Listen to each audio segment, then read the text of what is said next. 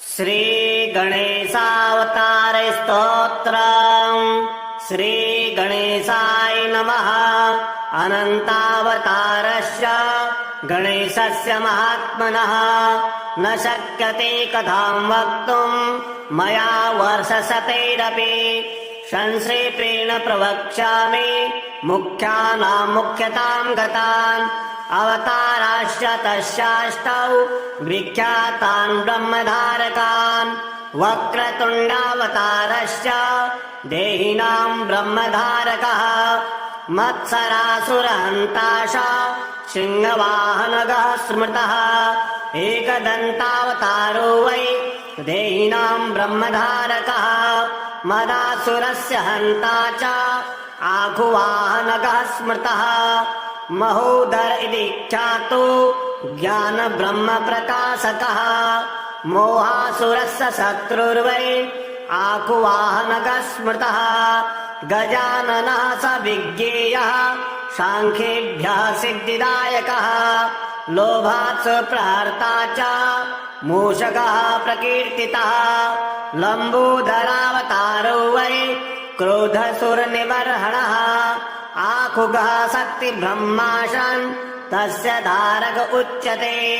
विकटो नाम विख्यातः कामासुरप्रदाहकः। मयूरवाहनश्चायां शौरमात्मधरः स्मृतः। विघ्नराजावतारस्य शेषवाहन उच्यते। ममासुरप्रहन्ता स विष्णुब्रह्मेति वाचकः। धूम्रवर्णावतारस्य चाभिमानासुरनाशकः। आकुवाहनतां प्राप्तः शिवात्मकः स उच्यते। एते अष्टौ च मया प्रोक्ता गणेशाः विनायकाः। येषां भजनमात्रेण स्वस्वर ब्रह्म प्रधारकाः। स्वानन्दवासकालेश गणेशानः प्रकथ्यते। स्वानन्दे योगर्धिष्ठो ब्रह्मणि नात्र संशयः। तस्यावताररूपाश्च अष्टौ विघ्नहरणा स्मृताः। स्वानन्दभजनेनैव लीलास्तत्र भवन्ति। मया तत्र स्वयं लीला भविष्यति सुपुत्रका। संयोगे मौनभावश्च समाधिः प्राप्यते जनैः। अयोगे गणराजस्य भजने नैव सिद्ध्यति। माया भेदमयं ब्रह्म निवृत्तिः प्राप्यते परा। योगात्मगणेशासानो ब्रह्मणस्पतिवाचकः। तत्र शान्तिः समाख्याता योगरूपा जनैः कृता। नानाशान्तिप्रभेदस्य स्थाने स्थाने प्रकथ्यते। शान्तीनां शान्तिरूपा सा योगशान्तिः प्रकीर्तिता। योगस्य योगतां दृष्टा सर्वब्रह्मसुपुत्रका। स योगात्मपरमं ब्रह्म ब्रह्मभूतेन लभ्यते। एतदेव परं गुह्यं कथितं वत्सतेऽखिलम्। भजत्वं सर्वभावेन गणेशं ब्रह्मनायकम्। पुत्रपौत्रादिप्रदं स्तोत्र इदं शोकविनाशनम्। धनधान्यसमृद्ध्याय आदिप्रदं भाविन संशयः। धर्मार्थकाममोक्षाणां साधनं ब्रह्मदायकम्। भक्तिदृढकरं चैव भविष्यति न संशयः। अनन्तावतारस्य गणेशस्य महात्मनः न शक्यते कथां वक्तुम् मया वर्षशतैरपि। संक्षेपेण प्रवक्ष्यामि मुख्यानां मुख्यतां गतान्। अवताराश्च तस्याष्टौ विख्यातान् ब्रह्मधारकान्। वक्रतुण्डावतारश्च देहिनां ब्रह्मधारकः। मत्सरासुरहन्ता च सिंहवाहनगः स्मृतः। एकदन्तावतारो वै देहिनां ब्रह्मधारकः। मदासुरस्य हन्ता च आकुवाहनगः स्मृतः। महोदर इति ख्यातो ज्ञानब्रह्मप्रकाशकः। मोहासुरस्य शत्रुर्वै आकुवाहनकः स्मृतः गजाननः स विज्ञेयः सांख्येभ्यः सिद्धिदायकः लोभात् प्रहर्ता च मूषकः प्रकीर्तितः लम्बोदरावतारो वै क्रोधसुरनिबर्हणः आखुगः शक्तिब्रह्माशन् तस्य धारक उच्यते विकटो नाम विख्यातः कामासुरप्रदाहकः मयूरवाहनश्चायाम् शौरमात्मधरः स्मृतः विघ्नराजावतारस्य शेषवाहन उच्यते ममासुरप्रहन्ता स विष्णुब्रह्मेति वाचकः धूम्रवर्णावतारस्य चाभिमानासुरनाशकः आकुवाहनताम् प्राप्तः शिवात्मकः स उच्यते एते अष्टौ च मया प्रोक्ता गणेशाः विनायकाः येषाम् भजनमात्रेण स्वस्वर ब्रह्म प्रधारकाः स्वानन्दवासकालेश गणेशानः प्रकथ्यते स्वानन्दे योगर्भिर्धिष्ठो ब्रह्मणि नात्र संशयः तस्यावताररूपाश्च अष्टो विघ्नहरणा स्मृताः स्वानन्दभजनेनैव लीलास्तत्र भवन्ति मया तत्र स्वयं लीला भविष्यति सुपुत्रका संयोगे मौनभावश्च समाधिः प्राप्यते जनैः अयोगे गणराजस्य भजने नैव सिद्ध्यति माया भेदमयम् ब्रह्म निवृत्तिः प्राप्यते परा योगात्मगणेशासानो ब्रह्मणस्पतिवाचकः तत्र शान्तिः समाख्याता योगरूपा जने कृता नाना शान्तिप्रभेदस्य स्थाने स्थाने प्रकथ्यते शान्तीनां शान्तिरूपा सा योगशान्तिः प्रकीर्तिता योगस्य योगतां दृष्टा सर्वब्रह्मसुपुत्रका स योगात्मपरमं ब्रह्म ब्रह्मभूतेन लभ्यते एतदेव परं गुह्यं कथितं वत्सतेऽखिलम् भजत्वं सर्वभावेन गणेशं ब्रह्मनायकम् पुत्रपौत्रादिप्रदं स्तोत्र इदं शोकविनाशनम् धनधान्यसमृद्ध्याय आदिप्रदं भाविन संशयः धर्मार्थकाममोक्षाणां साधनं ब्रह्मदायकम् भक्तिदृढकरं चैव भविष्यति न संशयः अनन्तावतारस्य गणेशस्य महात्मनः न शक्यते कथां वक्तुं मया वर्षशतैरपि संक्षेपेण प्रवक्ष्यामि मुख्यानां मुख्यतां गतान् अवताराश्च तस्याष्टौ विख्यातान् ब्रह्मधारकान् वक्रतुण्डावतारश्च देहिनां ब्रह्मधारकः मत्सरासुरहन्ता च सिंहवाहनगः स्मृतः एकदन्तावतारो वै देहिनां ब्रह्मधारकः मदासुरस्य हन्ता च आकुवाहनगः स्मृतः महोदर इति ख्यातो ज्ञानब्रह्मप्रकाशकः मोहासुरस्य शत्रुर्वै आकुवाहनगः स्मृतः गजाननः स विज्ञेयः सांख्येभ्यः सिद्धिदायकः लोभात् प्रहर्ता च मूषकः प्रकीर्तितः लम्बोदरावतारो वै क्रोधसुरनिबर्हणः आखुगः शक्तिब्रह्माशन् तस्य धारक उच्यते विकटो नाम विख्यातः कामासुरप्रदाहकः मयूरवाहनश्चायाम् शौरमात्मधरः स्मृतः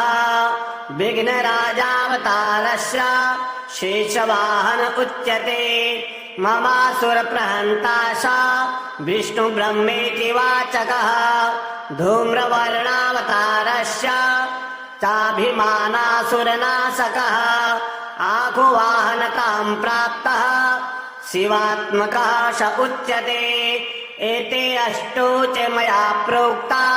गणेशासा विनायकाः येषां भजनमात्रेण स्वस्वर ब्रह्म प्रधारकाः स्वानन्दवासकालेश गणेशानः प्रकथ्यते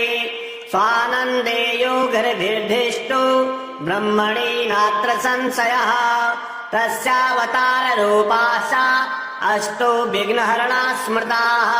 स्वानन्दभजनेनैव लीलास्तत्र भवन्ति मया तत्र स्वयं लीना भविष्यति सुपुत्रका संयोगे मौनभावश्च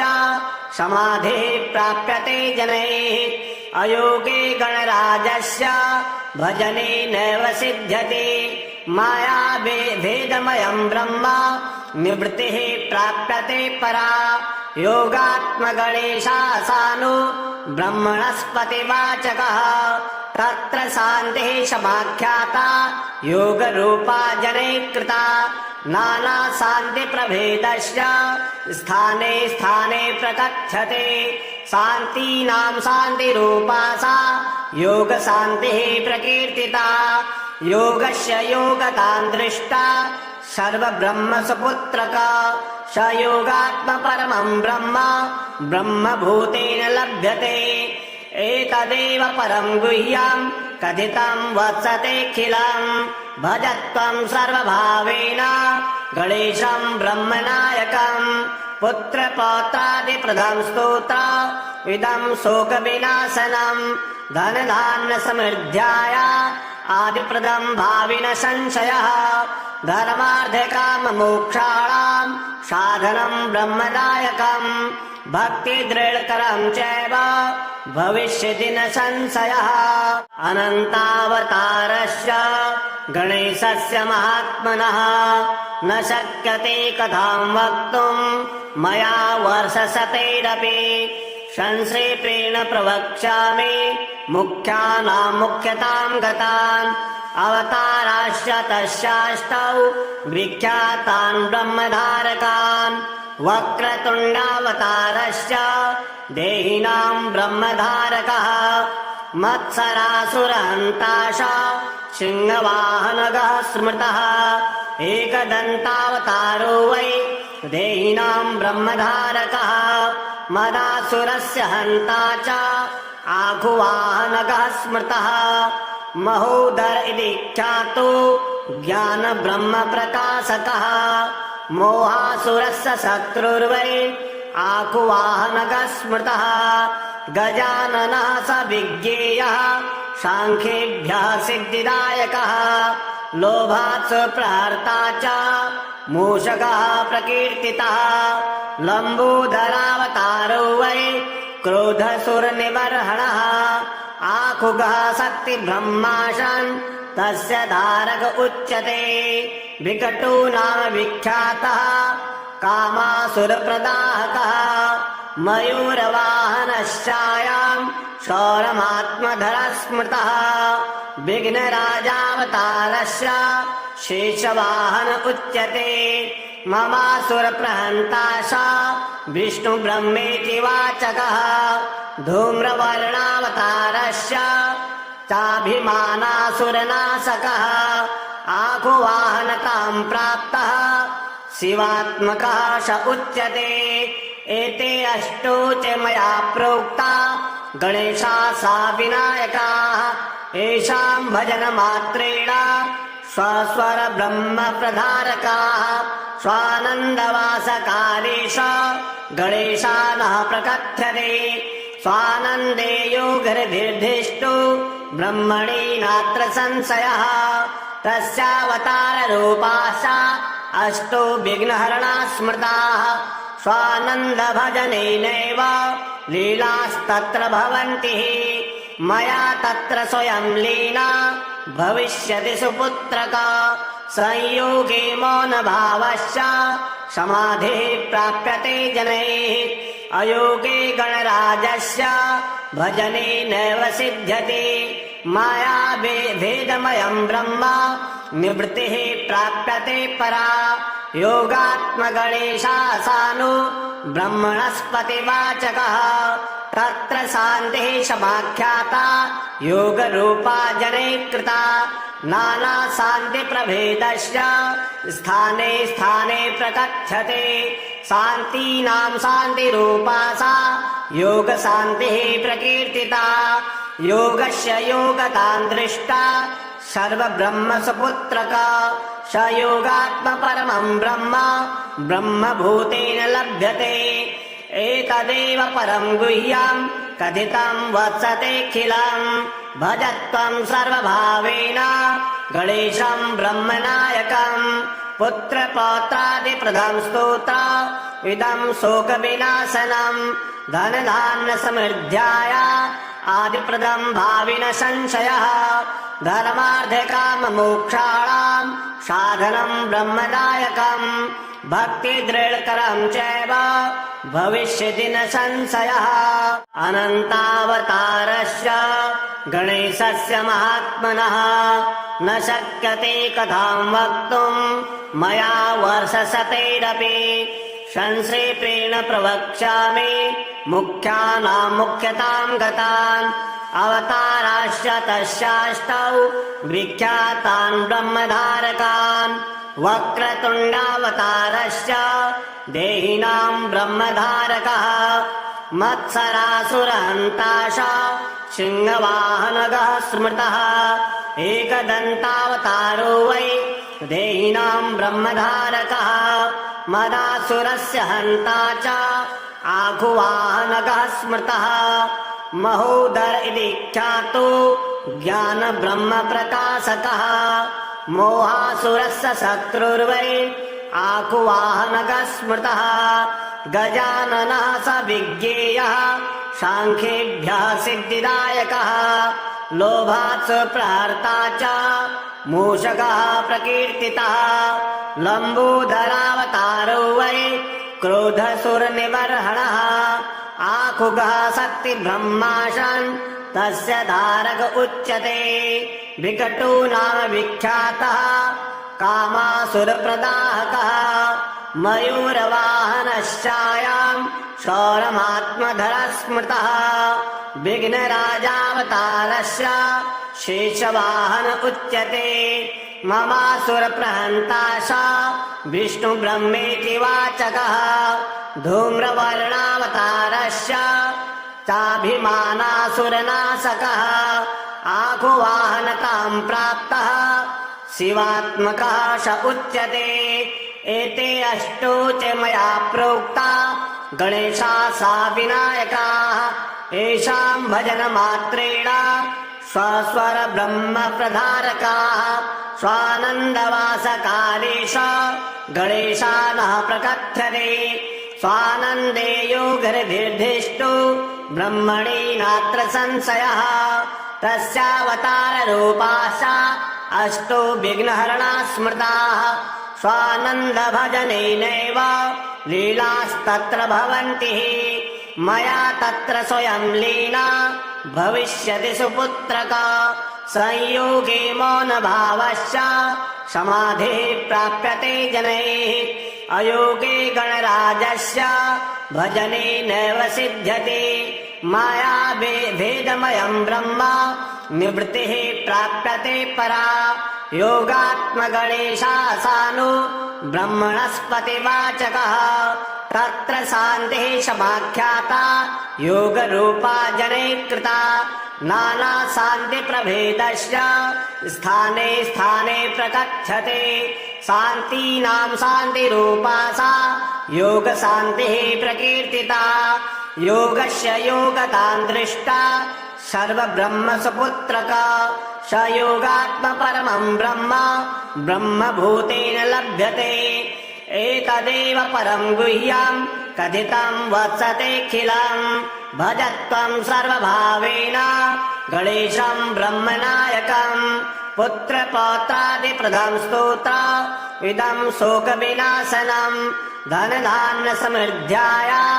आदिप्रदं भाविन संशयः धर्मार्थकाममोक्षाणाम् साधनम् ब्रह्मदायकम् भक्तिदृढकरम् चैव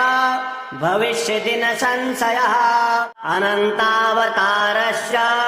गणेशस्य महात्मनः न शक्यते कथाम् वक्तुम् मया वर्षशतैरपि संक्षेपेण प्रवक्ष्यामि मुख्यानाम् मुख्यताम् गतान् अवताराश्च तस्याष्टौ विख्यातान् ब्रह्मधारकान् वक्रतुण्डावतारश्च देहिनाम् ब्रह्मधारकः मत्सरासुरहन्ताश सिंहवाहनगः स्मृतः एकदन्तावतारो वै देहिनाम् ब्रह्मधारकः मदासुरस्य हन्ता च आखुवाहनगः स्मृतः महोदर इति ख्यातो ज्ञानब्रह्मप्रकाशकः मोहासुरस्य शत्रुर्वै आकुवाहनगः स्मृतः गजाननः स विज्ञेयः साङ्ख्येभ्यः सिद्धिदायकः लोभात् प्रहर्ता च मूषकः प्रकीर्तितः लम्बोदरावतारो वै क्रोधसुरनिबर्हणः आखुगः शक्तिब्रह्माशन् तस्य धारक उच्यते विकटो नाम विख्यातः कामासुरप्रदाहकः मयूरवाहनश्चायाम् शौरमात्मधरः स्मृतः विघ्नराजावतारस्य शेषवाहन उच्यते ममासुरप्रहन्ता स विष्णुब्रह्मेति वाचकः धूम्रवर्णावतारस्य चाभिमानासुरनाशकः आखुवाहनताम् प्राप्तः शिवात्मकः स उच्यते एते अष्टौ च मया प्रोक्ता गणेशाः विनायकाः येषाम् भजनमात्रेण स्वस्वर ब्रह्म प्रधारकाः स्वानन्दवासकालेश गणेशानः प्रकथ्यते स्वानन्दे योगनिर्दिष्टो ब्रह्मणि नात्र संशयः तस्यावताररूपाश्च अष्टो विघ्नहरणा स्मृताः स्वानन्दभजनेनैव लीलास्तत्र भवन्ति मया तत्र स्वयं लीला भविष्यति सुपुत्रका संयोगे मौनभावश्च समाधिः प्राप्यते जनैः अयोगे गणराजस्य भजने नैव सिद्ध्यति माया भेदमयम् ब्रह्म निवृत्तिः प्राप्यते परा योगात्मगणेशासानो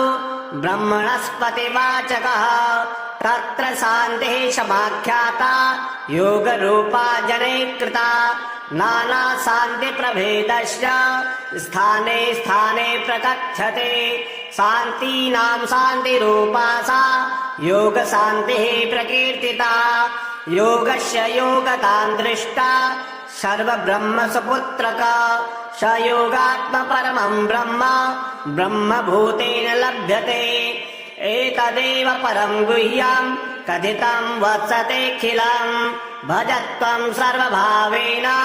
गणेशं ब्रह्मनायकम् पुत्रपौत्रादिप्रदं स्तोत्र इदं शोकविनाशनं धनधान्यसमृद्ध्याय आदिप्रदं भाविन संशयः धर्मार्थकाममोक्षाणां साधनं ब्रह्मदायकम् भक्तिदृढकरं चैव भविष्यति न संशयः अनन्तावतारस्य गणेशस्य महात्मनः न शक्यते कथां वक्तुम् मया वर्षशतैरपि संक्षेपेण प्रवक्ष्यामि मुख्यानाम् मुख्यताम् गतान् अवताराश्च तस्याष्टौ विख्यातान् ब्रह्मधारकान् वक्रतुण्डावतारश्च देहिनाम् ब्रह्मधारकः मत्सरासुरहन्ताश सिंहवाहनगः स्मृतः एकदन्तावतारो वै देहिनाम् ब्रह्मधारकः मदासुरस्य हन्ता च आखुवाहनगः स्मृतः महोदर इति ख्यातो ज्ञानब्रह्मप्रकाशकः मोहासुरस्य शत्रुर्वै आकुवाहनकः स्मृतः गजाननः स विज्ञेयः सांख्येभ्यः सिद्धिदायकः लोभात् प्रहर्ता च मूषकः प्रकीर्तितः लम्बोदरावतारो वै क्रोधसुरनिबर्हणः आखुगः शक्तिब्रह्माशन् तस्य धारक उच्यते विकटो नाम विख्यातः कामासुरप्रदाहकः मयूरवाहनश्चायाम् शौरमात्मधरः स्मृतः विघ्नराजावतारस्य शेषवाहन उच्यते ममासुरप्रहन्ता स विष्णुब्रह्मेति वाचकः धूम्रवर्णावतारस्य चाभिमानासुरनाशकः आकुवाहनताम् प्राप्तः शिवात्मकः स उच्यते एते अष्टौ च मया प्रोक्ता गणेशाः विनायकाः येषाम् भजनमात्रेण स्वस्वर ब्रह्म प्रधारकाः स्वानन्दवासकालेश गणेशानः प्रकथ्यते स्वानन्दे योगर्धिष्ठो ब्रह्मणि नात्र संशयः तस्यावताररूपाश्च अष्टौ विघ्नहरणाः स्मृताः स्वानन्दभजनेनैव लीलास्तत्र भवन्ति मया तत्र स्वयं लीला भविष्यति सुपुत्रका संयोगे मौनभावश्च समाधिः प्राप्यते जनैः अयोगे गणराजस्य भजने नैव सिद्ध्यति माया भेदमयम् ब्रह्म निवृत्तिः प्राप्यते परा योगात्मगणेशासानो ब्रह्मणस्पतिवाचकः तत्र शान्तिः समाख्याता योगरूपा जनैः कृता नानाशान्तिप्रभेदस्य स्थाने स्थाने प्रकथ्यते शान्तीनां शान्तिरूपा सा योगशान्तिः प्रकीर्तिता योगस्य योगतां दृष्टा सर्वब्रह्मसुपुत्रका स योगात्मपरमं ब्रह्म ब्रह्मभूतेन लभ्यते एतदेव परं गुह्यं कथितं वत्सतेऽखिलम् भजत्वं सर्वभावेन गणेशं ब्रह्मनायकम् पुत्रपौत्रादिप्रदं स्तोत्र इदं शोकविनाशनम् धनधान्यसमृद्ध्याय आदिप्रदं भाविन संशयः धर्मार्थकाममोक्षाणां साधनं ब्रह्मदायकम् भक्तिदृढकरं चैव भविष्यति न संशयः अनन्तावतारस्य गणेशस्य महात्मनः न शक्यते कथां वक्तुं मया वर्षशतैरपि संक्षेपेण प्रवक्ष्यामि मुख्यानां मुख्यतां गतान् अवताराश्च तस्याष्टौ विख्यातान् ब्रह्मधारकान् वक्रतुण्डावतारश्च देहिनां ब्रह्मधारकः मत्सरासुरहन्ता च सिंहवाहनगः स्मृतः एकदन्तावतारो वै देहिनां ब्रह्मधारकः मदासुरस्य हन्ता च आकुवाहनगः स्मृतः महोदर इति ख्यातो ज्ञानब्रह्मप्रकाशकः मोहासुरस्य शत्रुर्वै आकुवाहनगः स्मृतः गजाननः स विज्ञेयः सांख्येभ्यः सिद्धिदायकः लोभात् प्रहर्ता च मूषकः प्रकीर्तितः लम्बोदरावतारो वै क्रोधसुरनिबर्हणः आखुगः शक्तिब्रह्माशन् तस्य धारक उच्यते विकटो नाम विख्यातः कामासुरप्रदाहकः मयूरवाहनश्चायाम् शौरमात्मधरः स्मृतः विघ्नराजावतारस्य शेषवाहन उच्यते ममासुरप्रहन्ता स विष्णुब्रह्मेति वाचकः धूम्रवर्णावतारस्य चाभिमानासुरनाशकः आकुवाहनतां प्राप्तः शिवात्मकः स उच्यते एते अष्टौ च मया प्रोक्ता गणेशा सा विनायकाः येषाम् भजनमात्रेण स्वस्वर ब्रह्म प्रधारकाः स्वानन्दवासकालेश गणेशानः प्रकथ्यते स्वानन्दे योगर्भिर्धिष्ठो ब्रह्मणि नात्र संशयः तस्यावताररूपाश्च अष्टौ विघ्नहरणा स्मृताः स्वानन्दभजनेनैव लीलास्तत्र भवन्ति मया तत्र स्वयं लीला भविष्यति सुपुत्रका संयोगे मौनभावश्च समाधिः प्राप्यते जनैः अयोगे गणराजस्य भजने नैव सिद्ध्यति माया भेदमयम् ब्रह्म निवृत्तिः प्राप्यते परा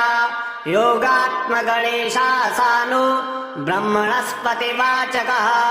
तत्र शान्तिः समाख्याता योगरूपा जनैः कृता नानाशान्तिप्रभेदस्य स्थाने स्थाने प्रकथ्यते शान्तीनां शान्तिरूपा सा योगशान्तिः प्रकीर्तिता योगस्य योगतां दृष्टा सर्वब्रह्मसुपुत्रका स योगात्मपरमं ब्रह्म ब्रह्मभूतेन लभ्यते एतदेव परं गुह्यं कथितं वत्सतेऽखिलम् भजत्वं सर्वभावेन गणेशं ब्रह्मनायकम् पुत्रपौत्रादिप्रदं स्तोत्र इदं शोकविनाशनम् धनधान्यसमृद्ध्याय आदिप्रदं भाविन संशयः धर्मार्थकाममोक्षाणां साधनं ब्रह्मदायकम् भक्तिदृढकरं चैव भविष्यति न संशयः अनन्तावतारस्य गणेशस्य महात्मनः न शक्यते कथां वक्तुं मया वर्षशतैरपि संक्षेपेण प्रवक्ष्यामि मुख्यानां मुख्यतां गतान् अवताराश्च तस्याष्टौ विख्यातान् ब्रह्मधारकान् वक्रतुण्डावतारश्च देहिनां ब्रह्मधारकः मत्सरासुरहन्ताश सिंहवाहनगः स्मृतः एकदन्तावतारो वै देहिनां ब्रह्मधारकः मदासुरस्य हन्ता च आघुवाहनगः स्मृतः महोदर इति ख्यातो ज्ञानब्रह्मप्रकाशकः मोहासुरस्य शत्रुर्वै आकुवाहनगः स्मृतः गजाननः स विज्ञेयः साङ्ख्येभ्यः सिद्धिदायकः लोभात् प्रहर्ता च मूषकः प्रकीर्तितः लम्बोदरावतारो वै क्रोधसुरनिवर्हणः आखुगः शक्तिब्रह्माशन् तस्य धारक उच्यते विकटो नाम विख्यातः कामासुरप्रदाहकः मयूरवाहनश्चायां शौरमात्मधरः स्मृतः विघ्नराजावतारस्य शेषवाहन उच्यते ममासुरप्रहन्ता स विष्णुब्रह्मेति वाचकः धूम्रवर्णावतारस्य चाभिमानासुरनाशकः आघुवाहनतां प्राप्तः शिवात्मकः स उच्यते एते अष्टौ च मया प्रोक्ता गणेशा सा विनायकाः येषां भजनमात्रेण स्वस्वर ब्रह्म प्रधारकाः स्वानन्दवासकालेश गणेशानः प्रकथ्यते स्वानन्दे योगर्भिर्धिष्ठो ब्रह्मणि नात्र संशयः तस्यावताररूपाश्च अष्टौ विघ्नहरणा स्मृताः स्वानन्दभजनेनैव लीलास्तत्र भवन्ति मया तत्र स्वयं लीला भविष्यति सुपुत्रका संयोगे मौनभावश्च समाधिः प्राप्यते जनैः अयोगे गणराजस्य भजने नैव सिद्ध्यति माया भेदमयम् ब्रह्म निवृत्तिः प्राप्यते परा योगात्मगणेशासानो ब्रह्मणस्पतिवाचकः तत्र शान्तिः समाख्याता योगरूपा जने कृता नाना शान्तिप्रभेदश्च स्थाने स्थाने प्रकथ्यते शान्तीनां शान्तिरूपा सा योगशान्तिः प्रकीर्तिता योगस्य योगतां दृष्टा सर्वब्रह्मसुपुत्रका स योगात्मपरमं ब्रह्म ब्रह्मभूतेन लभ्यते एतदेव परं गुह्यं कथितं वत्सतेऽखिलं भजत्वं सर्वभावेन गणेशं ब्रह्मनायकं पुत्रपौत्रादिप्रदं स्तोत्र इदं शोकविनाशनं धनधान्यसमृद्ध्याय आदिप्रदं भाविन संशयः धर्मार्थकाममोक्षाणां साधनं ब्रह्मदायकं भक्तिदृढकरं चैव भविष्यति न संशयः अनन्तावतारस्य गणेशस्य महात्मनः न शक्यते कथां वक्तुं मया वर्षशतैरपि संक्षेपेण प्रवक्ष्यामि मुख्यानां मुख्यतां गतान् अवताराश्च तस्याष्टौ विख्यातान् ब्रह्मधारकान् वक्रतुण्डावतारश्च देहिनां ब्रह्मधारकः मत्सरासुरहन्ता च सिंहवाहनगः स्मृतः एकदन्तावतारो वै देहिनां ब्रह्मधारकः मदासुरस्य हन्ता च आखुवाहनगः स्मृतः महोदर इति ख्यातो ज्ञानब्रह्मप्रकाशकः मोहासुरस्य शत्रुर्वै आकुवाहनगः स्मृतः गजाननः स विज्ञेयः सांख्येभ्यः सिद्धिदायकः लोभात् प्रहर्ता च मूषकः प्रकीर्तितः लम्बोदरावतारो वै क्रोधसुरनिबर्हणः आखुगः शक्तिब्रह्माशन् तस्य धारक उच्यते विकटो नाम विख्यातः कामासुरप्रदाहकः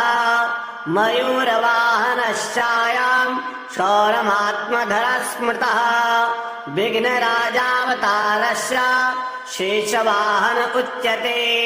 ममासुरप्रहन्ता स विष्णुब्रह्मेति वाचकः धूम्रवर्णावतारस्य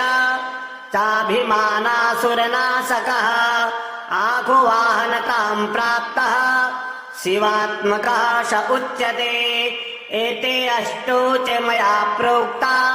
गणेशाः विनायकाः येषां भजनमात्रेण स्वस्वर ब्रह्म प्रधारकाः स्वानन्दवासकालेश गणेशानः प्रकथ्यते स्वानन्दे योगर्धिष्ठो ब्रह्मणि नात्र संशयः तस्यावताररूपाश्च अष्टो विघ्नहरणा स्मृताः स्वानन्दभजनेनैव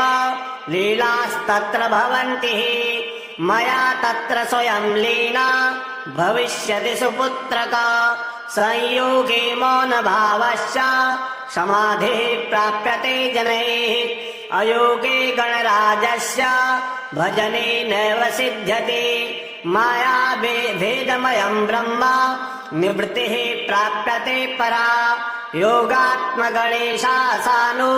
ब्रह्मणस्पतिवाचकः तत्र शान्तिः समाख्याता योगरूपा जने कृता नाना शान्तिप्रभेदश्च स्थाने स्थाने प्रकथ्यते शान्तीनां शान्तिरूपा सा योगशान्तिः प्रकीर्तिता योगस्य योगतां दृष्टा सर्वब्रह्मसुपुत्रका स योगात्मपरमं ब्रह्म ब्रह्मभूतेन लभ्यते एतदेव परं गुह्यं कथितं वत्सतेऽखिलं भजत्वं सर्वभावेन गणेशं ब्रह्मनायकं पुत्रपौत्रादिप्रदं स्तोत्र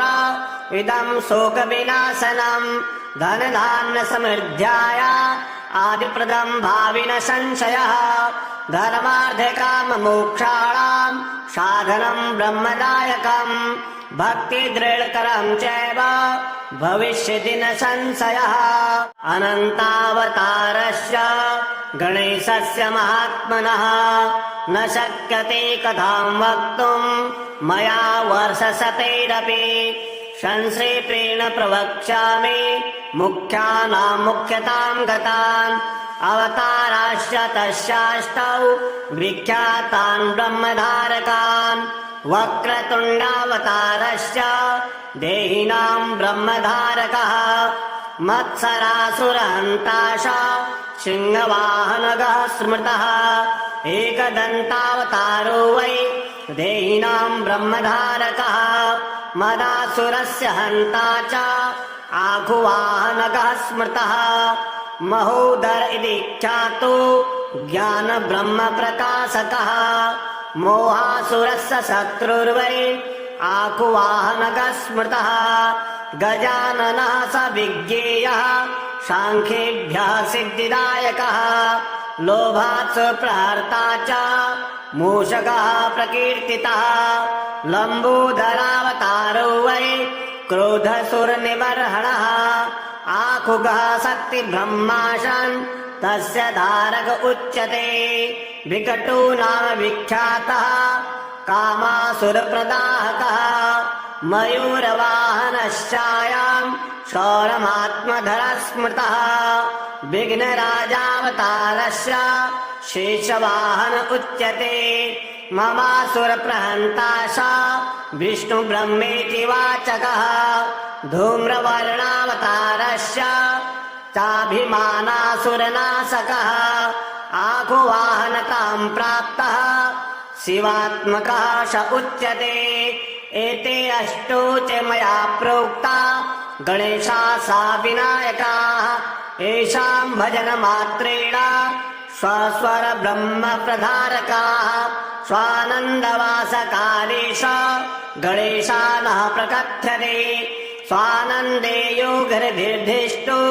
ब्रह्मणि नात्र संशयः तस्यावताररूपाश्च अष्टो विघ्नहरणा स्मृताः स्वानन्दभजनेनैव लीलास्तत्र भवन्ति मया तत्र स्वयं लीला